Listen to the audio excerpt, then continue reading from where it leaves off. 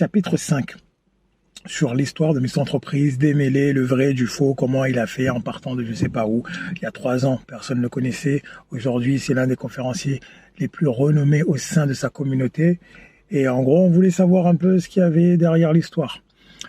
Aujourd'hui, on va parler un peu de valeurs. On va parler un peu des valeurs des entrepreneurs ou bien les valeurs de Mr Entreprise. Souvent, on entend la chose suivante, c'est qu'il ne faudrait pas, ou il ne faut pas, mélanger religion et business. Qu'il ne faut pas mélanger la religion et les affaires. Moi, je ne suis pas de cet avis, en fait.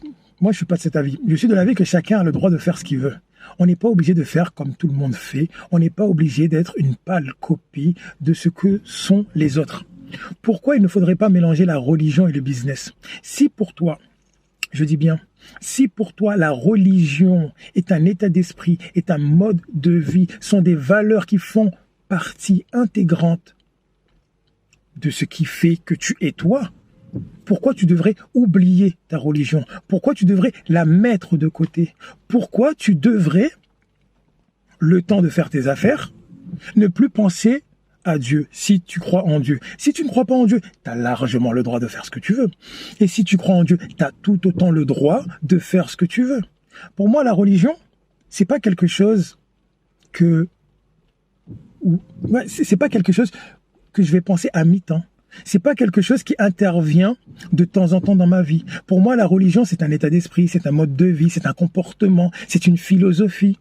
Et cette philosophie que j'essaye d'avoir, elle se retranscrit dans ma manière de travailler.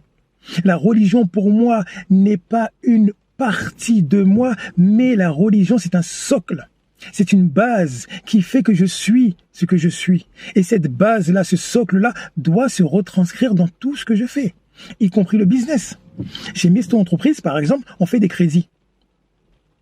On ne croit pas au profit, on va dire, incommensurable, ou plutôt au profit démesuré. Puisqu'on a, on va dire, cette religion qui nous guide, qui en l'occurrence est l'islam, on essaye, dans nos microcrédits, de ne pas appliquer ce qu'on appelle l'intérêt usuraire.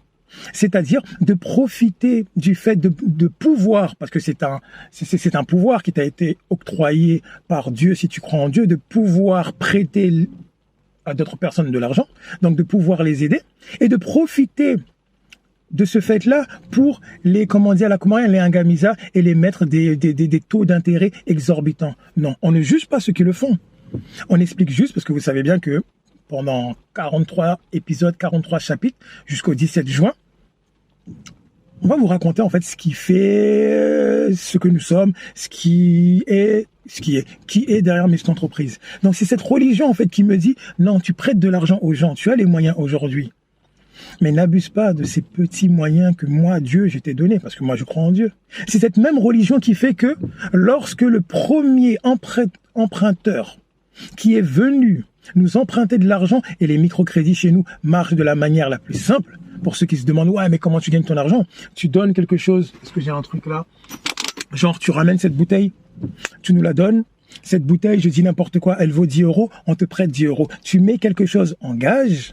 Je crois que c'est Mohamed Younous ou Youssouf, je ne sais plus comment il s'appelle, qui avait fait ça dans son bled. Et nous, tu nous payes juste notre travail. Et la première personne qui était venue avait déposé une imprimante, si ma mémoire est bonne. On lui a prêté 300 €, c'était la valeur qu'on considérait que l'imprimante avait. Il a payé notre travail 30 €. Cette personne n'est jamais venue rembourser son prix. Jamais, il n'est jamais venu. Mais c'est cette même religion qui m'a fait dire à moi et à mon employé, parce que j'ai un seul employé aux Comores, on ne poursuivra pas cette personne.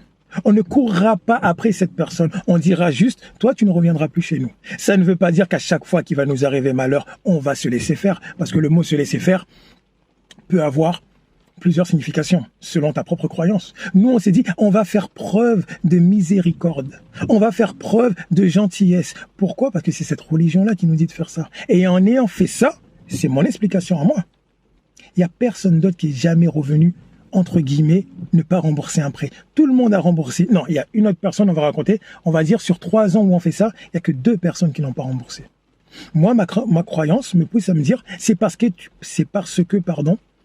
tu as été miséricordieux envers ton prochain qu'aujourd'hui Dieu te facilite que, En 3 ans, il n'y a eu que 2 personnes qui n'ont pas remboursé. Et la deuxième a remboursé à 90%. Il lui restait 10% remboursé.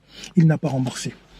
Donc tous ceux qui disent la religion on met d'un côté et le business on met d'un côté, c'est votre choix. Mais chez nous, mes entreprises, et moi, ma philosophie, la religion fait partie intégrante de moi en fait, de ma manière de parler, de ma manière d'agir, de ma manière de me comporter, de la manière de faire du business, de cette manière que j'ai quand je recrute des gens ou quand je vais virer des gens, quand je vais octroyer des bourses, quand je vais parler business avec des gens.